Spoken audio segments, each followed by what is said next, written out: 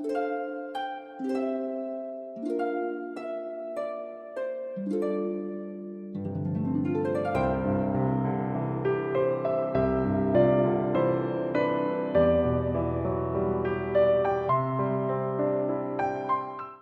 à chacun et chacune et à ceux que je n'ai pas pu saluer tout à l'heure. Je vais tout de suite remettre ce moment de prédication entre les mains du Seigneur. Et je salue aussi nos frères et sœurs qui nous écoutent et aussi nos chers éditeurs qui sont sur YouTube. Père Céleste de gloire, merci pour ta parole qui va être annoncée maintenant et que tu bénisses cette parole, Seigneur, qui va être annoncée par ton serviteur. Que vraiment, Seigneur, chacun de nous, Seigneur, puisse vraiment la mettre à cœur et de la mettre en pratique. C'est ce que ta parole nous demande, de toujours mettre ta parole en pratique. Que ton nom soit béni et glorifié, Seigneur, à travers ce message de ce matin. Au nom de Jésus. Amen. Donc tout à l'heure, nous avons fait pendant toute cette période de présidence, nous avons parlé de paix, de grâce, d'amour. Et tout ceci, nous allons le voir dans la seconde épître de Jean.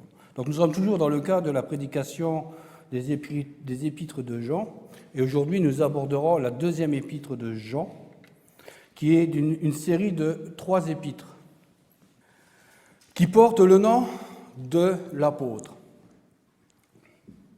Et elle nous aide à comprendre le message, en réalité, de 1 Jean, de toute l'épître de 1 Jean. Les instructions de cette lettre ont été très utiles et pertinentes pour l'époque de cette lettre, mais aussi pour nous aujourd'hui. Et l'accent est principalement sur l'amour dans les églises contemporaines. À l'heure actuelle, c'est que de ça qu'on parle. Mais on ne parle pas de la deuxième lettre qui nous dit comment nous devons marcher selon la parole de Dieu. Parce que cette épître, elle est là pour corriger le concept sur le véritable amour de Dieu. Donc je vous invite à ouvrir votre Bible en 2 Jean, des versets 1 à 6, et j'en ferai la lecture. L'ancien à Kyria, l'élu et à ses enfants que j'aime dans la vérité, et non pas moi seulement, mais aussi tous ceux qui ont connu la vérité. À cause de la vérité qui demeure en nous et qui sera avec nous pour l'éternité. La grâce, la miséricorde et la paix seront avec nous de la part de Dieu le Père et de la part de Jésus-Christ, le Fils du Père dans la vérité et l'amour. Le titre du message de ce matin est « La vérité divine et sa relation avec le croyant ». Le but de l'épître est de ne pas recevoir les prédicateurs itinérants qui nient la divinité de Christ. Et le thème de l'épître, c'est l'amour de la vérité mis en pratique. Donc la deuxième épître de Jean est avec la troisième épître, une des plus courtes. Il n'y a que 13 versets, contenant 300 mots. En grec, et tenant sur une seule feuille de papyrus. Donc sur une seule feuille, comme c'est dans la Bible, il n'y a que les 13 versets. Et cette deuxième épître insiste sur la vérité et avertit les croyants du danger qui menace les églises et qui encore est d'actualité aujourd'hui, qui nous dit de ne pas recevoir ceux qui n'enseignent pas la véritable doctrine de Christ, spécialement la vérité à l'égard de la personne de Christ. Aujourd'hui, beaucoup de chrétiens préfèrent suivre des prédications donc sur la toile, et s'ils ne sont pas affermis dans la parole de Dieu, ils peuvent suivre de faux enseignements parce qu'elles n'ont pas le discernement nécessaire pour faire la différence entre la vraie réalité de la vérité de la parole de Dieu et les enseignements des hérésies pernicieuses. Les hérétiques de la fin du 1er siècle sont les précurseurs de ce qui s'appellera plus tard le gnosticisme, qui enseigne que Jésus ne pouvait pas être à la fois 100% homme et 100% Dieu. Et ceci, nous le retrouvons en 1 Jean 2, des versets 22 à 23, qui dit « Qui est le menteur, sinon celui qui nie que Jésus est le Christ? Celui-là est l'Antichrist, qui nie le Père et le Fils. Quiconque nie le Fils n'a non plus le Père. Celui qui confesse le Fils a aussi le Père. » Donc là, nous avons un contraste entre le croyant qui croit réellement et celui qui ne croit pas. Donc cette fausse doctrine, nous l'avons vu dans l'étude de la première épître de Jean avec un certain Sérinthe. Vous vous rappelez de ce certain Sérinthe. Mais il y avait une autre hérésie qui commençait aussi à venir à la fin de ce premier siècle et qui était beaucoup répandue, c'est le docétisme, qui promulguait et enseignait que Jésus n'était pas réel physiquement, mais on avait seulement l'apparence. À cause des hérésies de ces personnes-là, c'est pour ça que Jean combattait ces hérésies et qu'il a développé ces hérésies dans la première épître de Jean, toujours par rapport à 1 Jean 2, versets 22 à 23. Et ici, Jean souligne le caractère central de la divinité de Jésus, ainsi que sa pleine humanité. Il fait de même dans la seconde épître, quand il dit au verset 7, « Car dans le monde sont entrés plusieurs séducteurs qui ne confessent pas Jésus-Christ venu en chair. Voilà le séducteur, l'Antichrist. » Jean présente la vérité, en opposition à ces personnes-là, qui ne confessent pas la vérité de la parole de Dieu. 1 Jean 5, versets 19 à 21. Nous savons que nous sommes de Dieu et que le monde entier est au pouvoir du malin. Nous savons aussi que le Fils de Dieu est venu et qu'il nous a donné l'intelligence pour connaître celui qui est le véritable. Et nous sommes dans le véritable en son Fils Jésus-Christ. C'est lui le Dieu véritable et la vie éternelle. Petits enfants, gardez-vous des idoles. C'est un rappel des fondements de la foi chrétienne qui tiennent en 3 points. L'adhésion à la vérité, à l'amour et à l'obéissance. Et l'amour consiste à marcher selon ses commandements. C'est là le commandement dans lequel vous devez marcher comme vous l'avez appris dès le commencement. Pour nous qui sommes déjà anciens dans l'Église, c'est un rappel de marcher toujours dans la parole de Dieu. On peut être 30 ans dans la parole de Dieu et à un moment donné, on peut dévier. Et ceci nous rappelle à revenir à la vérité. Et pour ceux qui commencent à vivre dans la nouvelle vie, je vous exhorte à vraiment marcher dans la parole de Dieu. C'est pourquoi ce matin, j'aimerais voir avec vous le premier thème, qui est le discours sur la vérité, où nous trouverons 2 exhortations. La première exhortation, l'amour commun dans la vérité, avec 3 caractéristiques du croyant. Et la deuxième exhortation, la vérité en pratique. La première exhortation, c'est l'amour commun dans la vérité. Donc c'est l'amour de la communion fraternelle dans la vérité. Le verset 1 à 3 nous dit ceci.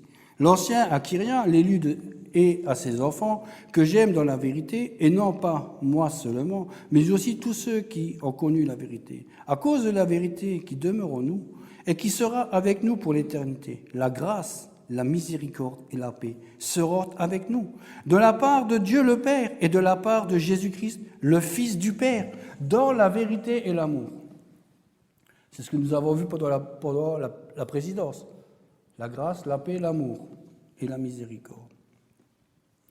Et la première caractéristique du croyant, c'est l'amour dont la vérité nous unit à elle, c'est-à-dire à la vérité. L'auteur de cette courte épître est l'apôtre Jean et se présente comme l'ancien, qui souligne plusieurs choses. Premièrement, son âge avancé. Deuxièmement, son autorité en tant qu'apôtre. Et aussi son statut durant la période fondatrice du christianisme, c'est-à-dire à l'époque du ministère terrestre de Jésus, auquel il a pris part de façon active. Cette lettre a été probablement écrite peu après la première, vers 90-95 après Jésus-Christ. À la différence des autres épîtres du Nouveau Testament, Jean adresse ses salutations à des personnes dont il a fait connaissance durant l'exercice de son ministère. Au vu des différentes interprétations qui a eu lieu sur Kyria, l'élu et ses enfants, je dirais simplement que Jean parle ici comme un ami, un berger des âmes, dans une ambiance familiale et témoigne de l'amour qu'il porte pour ces personnes-là. Mais aussi, c'est un amour sans hypocrisie. Et c'est aussi un amour spirituel pour les personnes qui ont entendu son enseignement. Le plus important, ce n'est pas tant qu'il a adressé cette lettre, est-ce à une veuve et à ses enfants ou à une église. Le plus important, c'est le contenu du message. La vérité et l'amour de la vérité. C'est ce que j'avais déjà prêché dans une autre prédication avant. Et nous retrouvons à 6 reprises la vérité et à 5 reprises l'amour. Voilà le message principal de ces 6 premiers versets, l'amour et la vérité. La marque distinctive des véritables croyants est qu'ils s'aiment entre eux sans hypocrisie. Jean 13, 35 dit ceci. « À ceci, tous reconnaîtront que vous êtes mes disciples à l'amour que vous aurez les uns pour les autres. » Qu'est-ce qui fait que les véritables croyants s'aiment entre eux et sont unis? Parce que l'amour de la vérité nous unit à la même vérité que nous possédons tous, c'est-à-dire Christ, puisque nous sommes en Christ. Nous avons dans le verset 1 l'expression « que j'aime dans la vérité ». Et nous avons là le lien de cause à effet. C'est la vérité qui conduit à l'amour. L'amour et la vérité sont inséparables. La vérité doit toujours diriger la façon d'exercer l'amour. Éphésiens 4,15. Mais en professant la vérité dans l'amour, nous croîtrons à tous égards en celui qui est le chef, Christ. Ainsi, la vérité doit exercer avant que l'amour ne puisse cimenter l'unité. Puisque la vérité est la source de l'amour.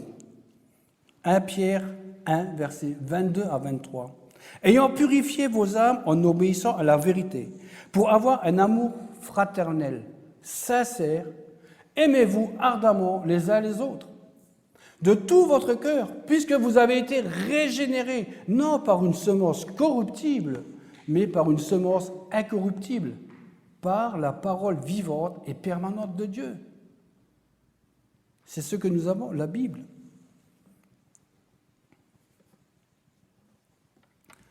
C'est aussi la base de notre foi en Christ. Oui, mes amis, Jean a dit en Jean 14, 6, « Je suis la vérité ». En 1 Jean 5, verset 7, « L'esprit de vérité ». C'est toujours Jésus qui parle. Hein.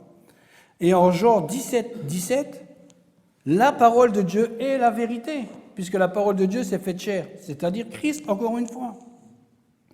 Pour la plupart d'entre nous, nous sommes mariés. Donc notre vie de couple est basée sur l'amour et dans la vérité. Et cet amour implique obligatoirement le maintien de la vérité. Lorsque l'amour et la vérité sont en concurrence, qu'est-ce que cela implique obligatoirement? En premier lieu, le maintien de la vérité. Lorsque l'amour et la vérité entrent en conflit, qu'est-ce qui doit prédominer? La vérité. Vous n'êtes pas d'accord avec moi? C'est d'abord la vérité et ensuite l'amour. Si dans le couple, il n'y a pas la vérité, l'amour disparaît. Tôt ou tard, la vie de couple se termine par une séparation. Donc, notre vie de croyants authentiques, et nous devons d'abord défendre la vérité de la parole de Dieu. D'autres églises ne parlent que de l'amour de Dieu. La vérité, ce n'est pas trop leur souci, c'est l'amour de Dieu. C'est d'abord la vérité et ensuite l'amour vient. La vérité de la parole de Dieu, l'amour vient ensuite. Pourquoi? C'est ce que je viens de dire. Parce que beaucoup de prédicateurs enseignent l'amour de Dieu. Oui, l'amour de Dieu. Mais ils oublient d'enseigner que Dieu est d'abord vérité. Ils oublient de parler de la justice de Dieu. Ils ne savent que dire « Dieu est amour ». Oh, mon frère, tu sais, Dieu t'aime. Il est riche en bonté, en miséricorde. Si tu pèches, c'est pas trop grave.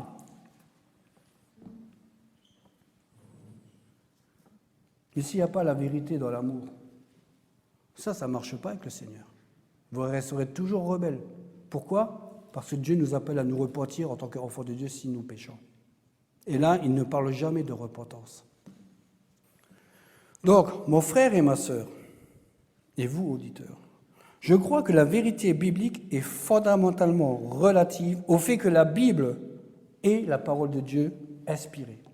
Elle est la parole de Dieu inspirée.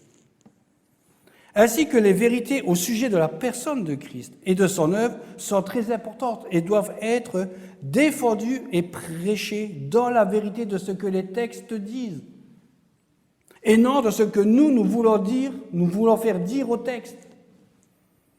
C'est pour ceci qu'il faut avoir le discernement. Et pour avoir le discernement, il faut lire la parole de Dieu et l'étudier afin de savoir ce que le prédicateur dit est juste ou pas.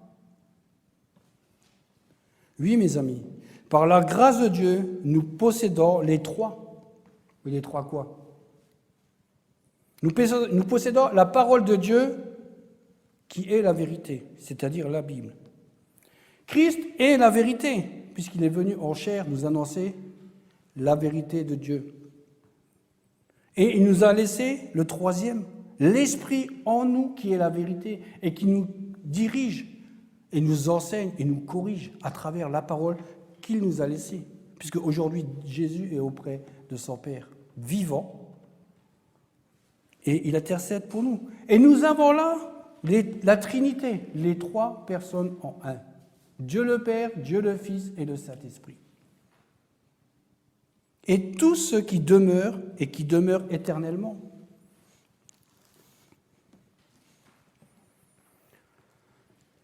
La deuxième caractéristique du croyant, nous la retrouvons dans ces deux expressions. La vérité demeure en nous et qui sera avec nous éternellement. Et cette vérité, nous la retrouvons dans le verset 2, qui dit « À cause de la vérité qui demeure en nous et qui sera avec nous pour l'éternité. » Nous avons deux fois « éternité » qui apparaît dans cette phrase. Non, une fois, pardon. La vérité qui demeure en nous et qui sera avec nous pour l'éternité. Et qu'est-ce qui sera avec nous pour l'éternité? La vérité.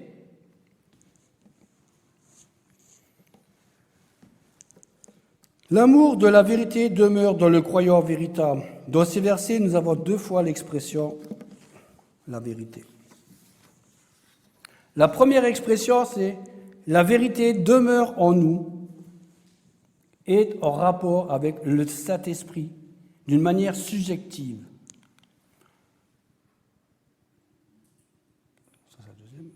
Colossiens 3, 16. Que la parole de Christ demeure en vous dans toute sa richesse. Instruisez-vous les uns les autres en toute sagesse, car par des psaumes, par des hymnes, par des cantiques spirituels, chantant à Dieu dans vos cœurs en vertu de la grâce.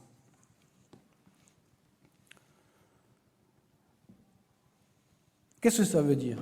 Que la journée, lorsqu'on est à la maison, au travail ou même la nuit, il doit y avoir des chants qui passent dans notre esprit. Des fois, quand je vais couper du bois en forêt, bon, pas en ce moment parce que je ne peux pas, mais quand je vais couper du bois en forêt avec un ami, ça nous arrive de louer le Seigneur tout en coupant du bois. Et lorsqu'on a fini de tronçonner nos arbres et tout, là, nous remercions le Seigneur sur place. Merci Seigneur pour le bois que tu nous as donné, afin que nous puissions nous chauffer l'hiver.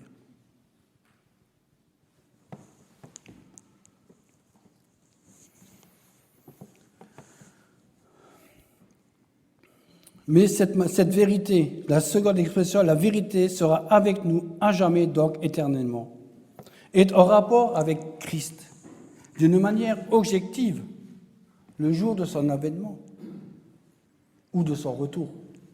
C'est les mêmes mots, mais dit d'une façon différente. Mes amis et auditeurs, nous devrions toujours nous émerveiller du soutien des trois, c'est-à-dire du Père, du Fils et du Saint-Esprit, et de leur présence en nous et plus tard avec nous pour l'éternité. On devrait être réjouis de ça. Pour l'instant, on les ressort spirituellement, mais un jour on sera spirituel et physiquement nous allons les voir.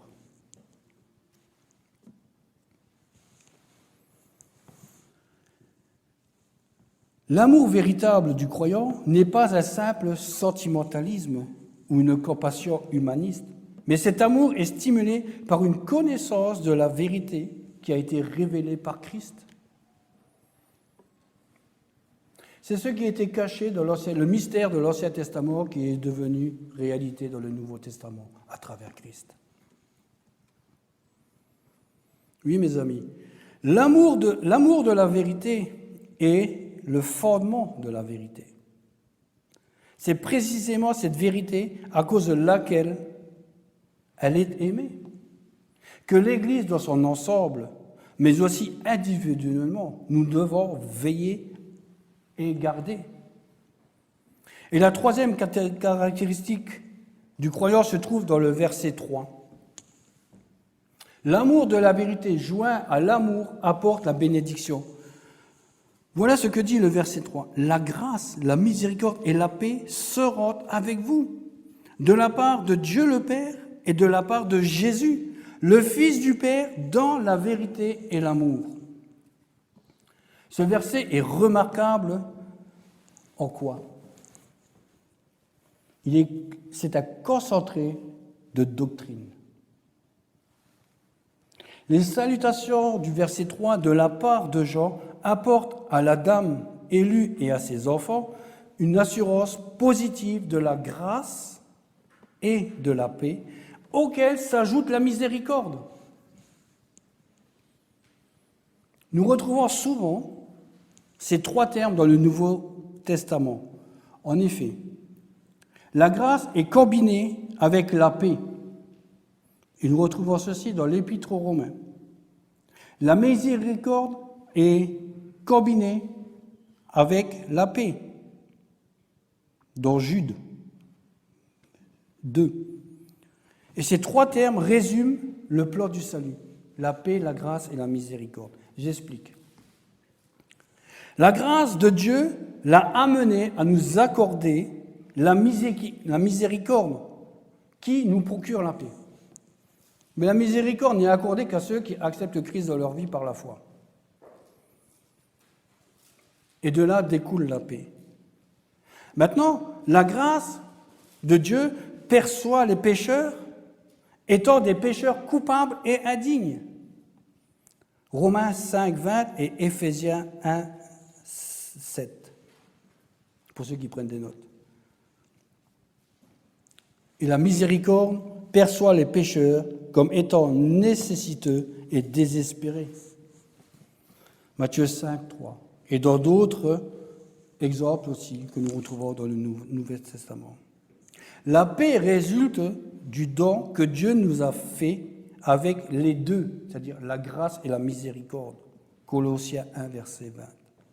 Dans notre vie chrétienne, toute chose qui nous arrive, tout comme ces bénédictions divines, ne viennent que de Dieu le Père et de la part de Jésus-Christ, le Fils du Père.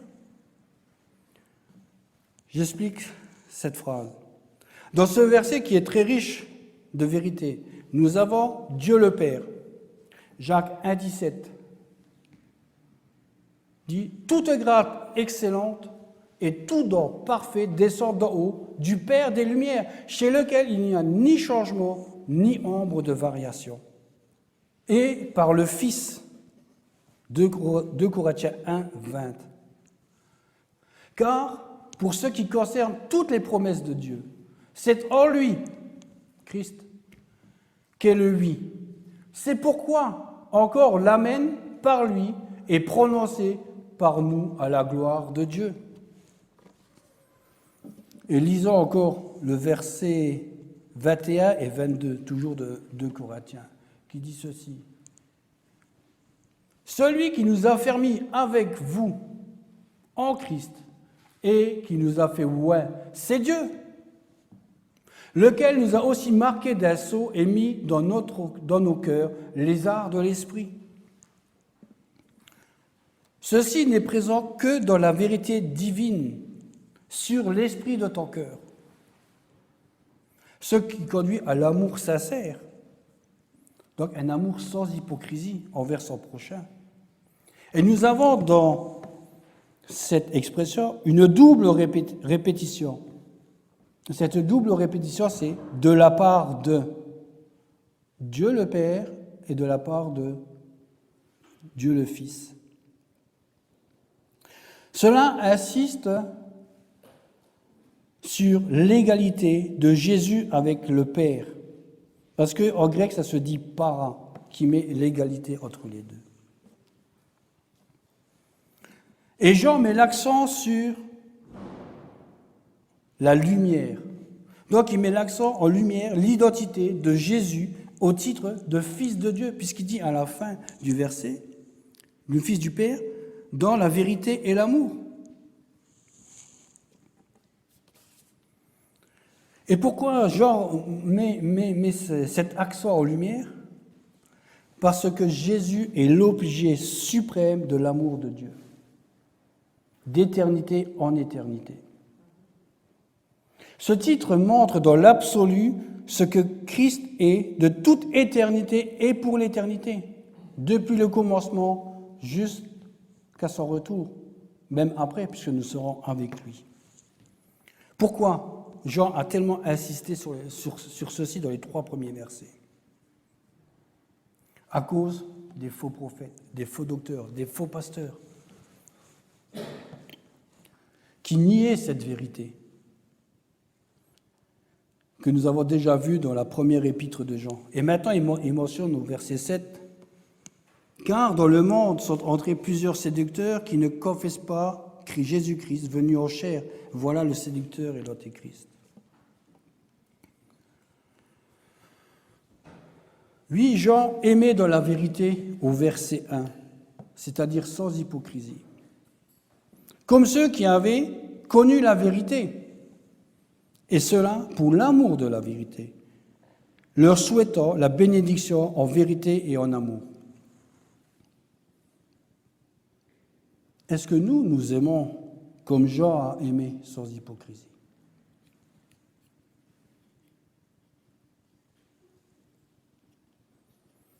Mes amis, l'amour ne peut qu'être exprimé que dans le cadre délimité par la vérité. Jésus est la vérité. Jean 14, 6, « Je suis le chemin, la vérité et la vie. Nul ne vient au Père que par moi. » 1 Jean 4, verset 16 dit « Et Dieu »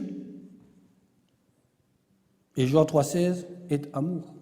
Cette vérité est Dieu en amour. Et là, nous venons de voir le premier thème du discours sur la vérité, l'amour commun dans la vérité, avec ces 3 caractéristiques du croyant.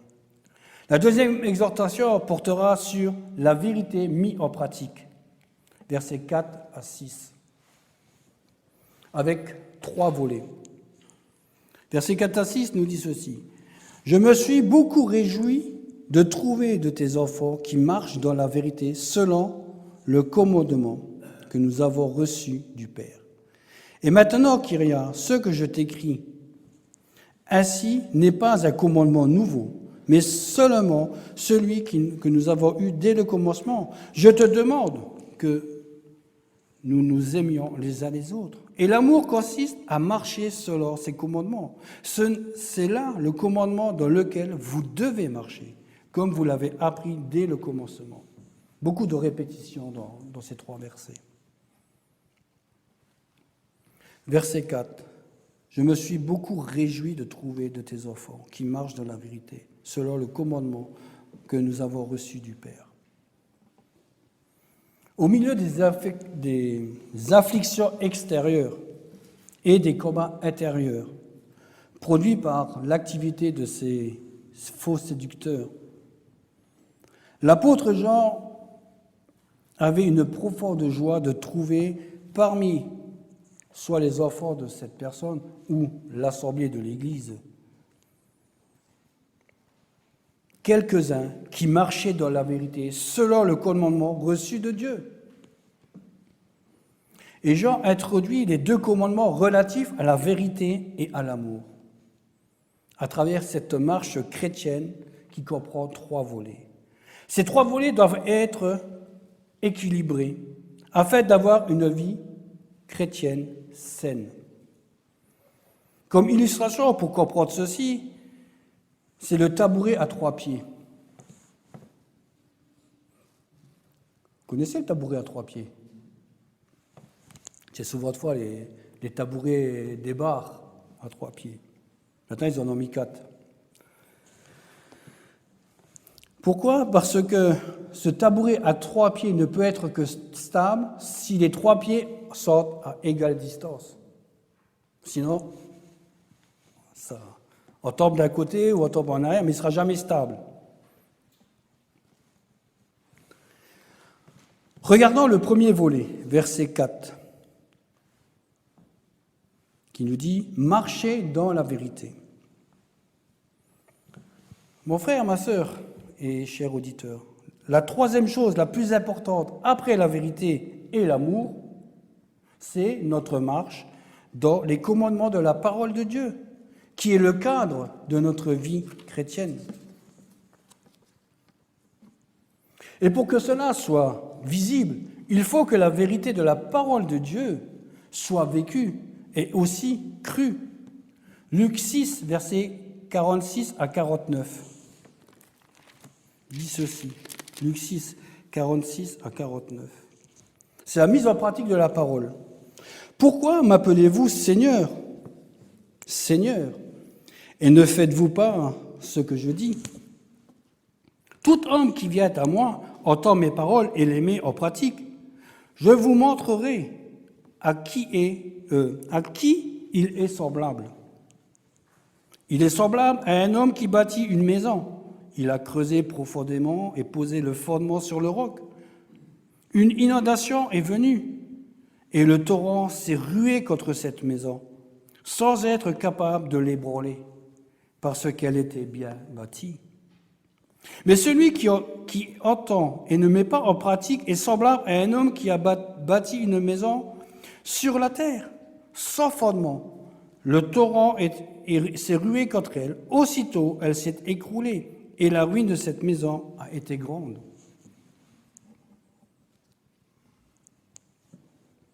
L'expression qui dit de marcher dans la vérité désigne le fait d'avancer dans une vie en se laissant guider par la vérité. Et nous avons 2 choses qui nous guident à travers la vérité. Le Saint-Esprit qui habite en nous, si on est un véritable croyant, et la parole de Dieu qui nous enseigne. On retrouve dans la vérité, donc dans la Bible, et cela équivaut à marcher dans la lumière. 1 Jean 1, verset 7. Mais si nous marchons dans la lumière, comme il est lui-même dans la lumière, nous sommes en communion les uns avec les autres. Et le sang de Jésus, son Fils, nous purifie de tout péché. Le croyant véritable marche en nouveauté de vie par la foi et non par la vue. Et selon l'Esprit, voilà comment on doit marcher dans le cadre de notre vie chrétienne. Marcher par la foi, non par la vue, en nouveauté de vie et selon l'Esprit. Marcher selon la vérité témoigne de notre obéissance à la vérité révélée par Dieu. Le 2e volet se trouve au verset 5. Marcher dans l'amour. Nous avons vu marcher dans la vérité, maintenant marcher dans l'amour. Jean revient sur le sujet déjà vu dans la première épître, sur le test de la vie chrétienne, donc le test de l'amour. L'expression « et maintenant » sert d'introduction au verset qui fournit une suite logique du verset 4. Jean demande à Kyria d'aimer. Ce que Jean demande, et qui est valable pour nous aujourd'hui, ce n'est pas un commandement nouveau, mais bien celui que nous avons reçu dès le commencement de notre vie chrétienne. Et cette demande est conforme au commandement de la parole de Dieu, qui est de s'aimer les uns les autres et de vivre selon la vérité de l'Évangile. 1 Jean 2, versets 7 à 11. 1 Jean 2, verset 7. Bien-aimés, ce n'est pas un commandement nouveau que je vous écris, mais un commandement ancien que vous avez eu dès le commencement. Ce commandement ancien, c'est la parole que vous avez entendue. D'autre part, c'est un commandement nouveau que je vous écris.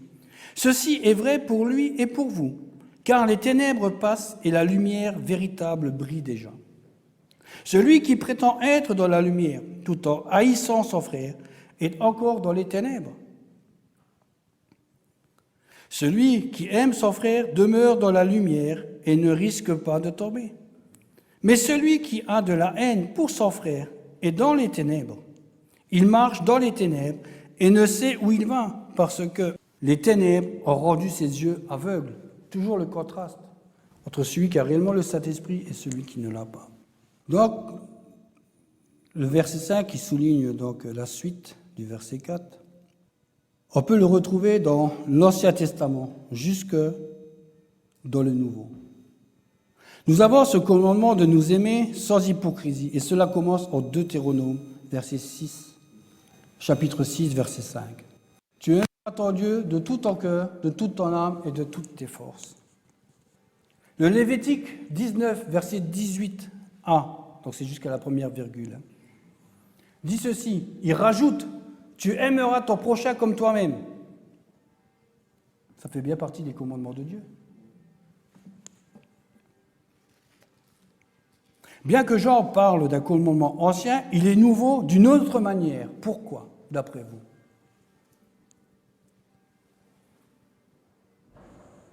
J'en avais déjà parlé dans la première épître en 1 Jean 2, verset 8, qui dit ceci. D'autre part, c'est un commandement nouveau que je vous ai écrit. Ceci est vrai pour lui et pour vous, car les ténèbres passent et la lumière brille déjà. Qui est la lumière qui est venue dans ce monde de ténèbres? C'est Christ. Pour ça, ce commandement est nouveau, tout en étant ancien. J'explique pourquoi.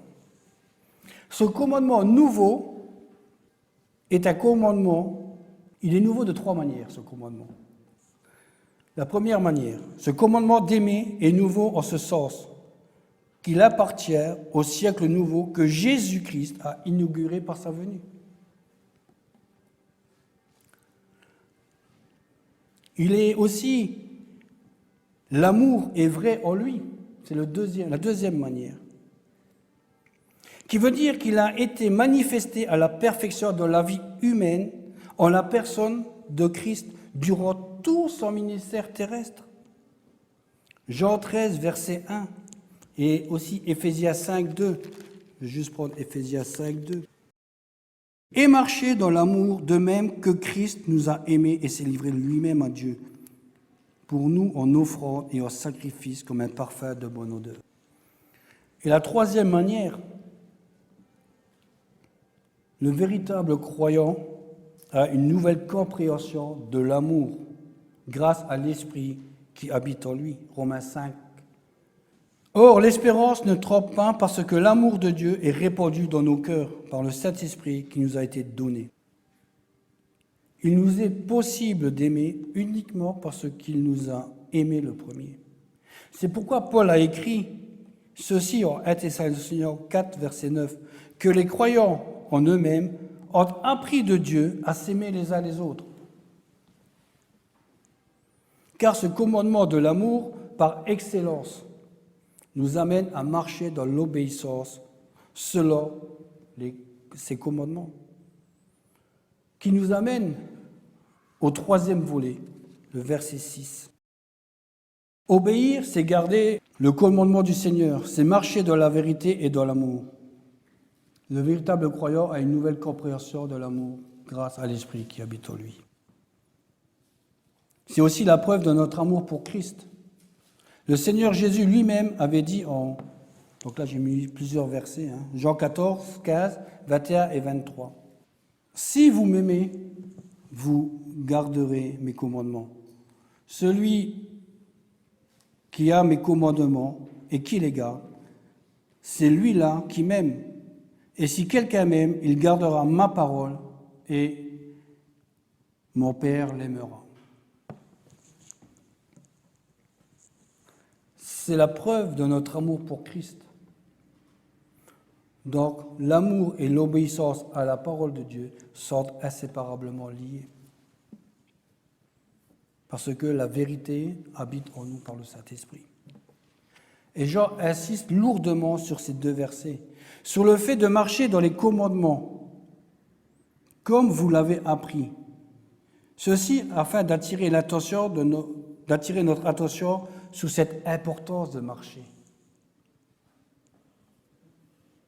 avec le Seigneur et selon les préceptes de sa parole. Qui veut dire que ceux qui aiment sauront marcher dans l'obéissance à la vérité biblique et inversement. Comment et pourquoi ? Comment ? Parce que la vérité, l'amour et l'obéissance à la personne même de Christ sont liés. Et pourquoi ? Parce que Christ est la vérité. L'amour de Christ pour son Père et pour les siens est présenté dans l'Évangile. Christ, le Fils du Père, était dépendant et obéissant à ce que Dieu son Père lui a demandé de faire, jusqu'à aller à la croix.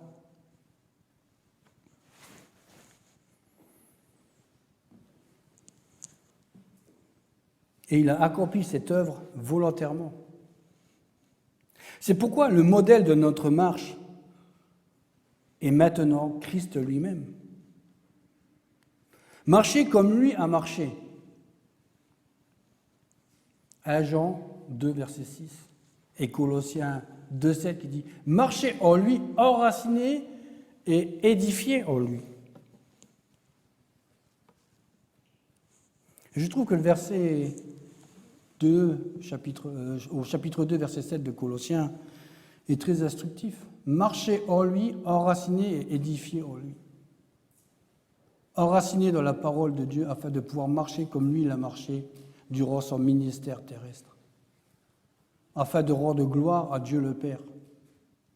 Nous pouvons alors exprimer que la vie divine en nous, qui est Christ, trouve ses délices à obéir comme à aimer, et à aimer dans la vérité. Voilà ce que les 6 premiers versets nous ont apporté, et ce qui m'amène à la conclusion. Ce que nous devons retenir de ces 6 versets, c'est ce que Jean nous laisse comme héritage dans ses écrits, qui est la révélation inspirée de Dieu, qu'il a adressée à son peuple et à ses enfants en son temps, face à un monde de mensonges et d'impostures. Et ceci fut écrit dans un seul but, afin de nous inciter à vivre dans la vérité de Dieu, à aimer sans hypocrisie, selon le cadre biblique qui est la parole de Dieu, qui est fondée sur la vérité. Il ne suffit pas de connaître les commandements de Dieu, il faut aussi les mettre en pratique. Maintenant, pour vraiment obéir, nous devons nous soumettre à ces commandements, d'aimer son prochain, en nous rendant secourables, généreux, et à répondre aussi aux besoins des autres, qui est en fin de compte une manière d'exprimer son amour pour les autres, sans hypocrisie. Je ne te rends pas un service en espérant que tu vas me donner quelque chose. Je le fais par amour. D'abord pour Dieu, afin de glorifier mon Seigneur, mais aussi pour toi, parce que je t'aime, parce que tu es un véritable enfant de Dieu. L'apparence de l'amour qui ne contient pas cette vérité s'accommode à ce qui ne l'est pas. Et ce n'est pas l'amour de Dieu dans cette personne qui se dit croyant. C'est profiter du nom de l'amour pour aider aux séductions de Satan. C'est pour ça qu'il faut avoir du discernement. Et le discernement, on le retrouve où? En priant, à travers la prière, où on demande au Seigneur de nous aider à comprendre sa personne, il a savoir discerner les esprits de ceux qui nous annoncent peut-être des faussetés. Et Dieu nous répond à travers la parole. Dieu veut que nous nous aimions les uns les autres, mais le Saint-Esprit, par la puissance duquel nous recevons cette nature divine et qui déverse l'amour de Dieu dans nos cœurs, est l'Esprit de vérité. C'est ce que Christ nous a promis, c'est ce que Christ a promis à ses apôtres lorsqu'il est monté au ciel. Je vous enverrai l'Esprit de vérité, celui qui vous conduira. Et l'Esprit de vérité, quelle est sa tâche à l'Esprit de vérité qui est en nous? C'est de nous enseigner afin que nous puissions glorifier Dieu, notre Père et Christ, à travers notre comportement dans la vie, aussi bien verbal que gestuel, tout en restant attachés à la vérité. Alors glorifions notre Seigneur par notre obéissance à ses commandements et en les mettant en pratique. Et pour ça, nous devons rester ancrés fidèlement à la vérité du fondement de notre foi, qui est Christ. Nous sommes arrivés à la fin de cette prédication. Alors je prie que cette parole d'aujourd'hui soit ancrée dans votre cœur et que vous mettiez votre amour au comble de cette parole en obéissant et en vivant selon le cadre qui est la vérité. Que la parole nous instruit chaque jour et nous enseigne. Et qui corrige aussi nos erreurs, nos fautes, nos manquements. Mais nous avons un Dieu qui est miséricordieux à condition que nous nous repentons. Afin de retrouver cet amour que Dieu a pour nous. Que votre journée soit bénie dans la parole du Seigneur et que nous continuons vraiment à marcher sur ce que la parole de Dieu nous demande de faire et non selon nos envies personnelles. Amen.